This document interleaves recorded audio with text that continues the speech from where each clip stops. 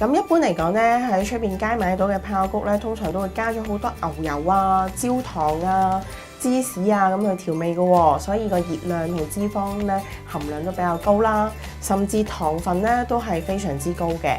咁但係咧，本身咧爆谷係好低卡㗎，同埋咧爆谷其實仲有一個好處㗎，就係佢個纖維量好高㗎。但係半杯咧50克左右咧，就已經有7克嘅纖維㗎，已經等於一日咧1/4嘅纖維攝取量㗎啦。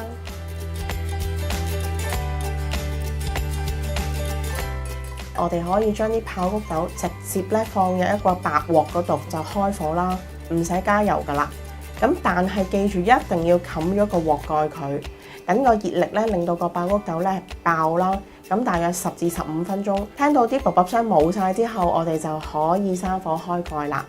咁喺呢個時候咧，我哋亦都可以根據個人嘅口味啦，咁就調味嘅，蒜鹽啦、芝士粉啦，同埋少少蜜糖都係可以嘅。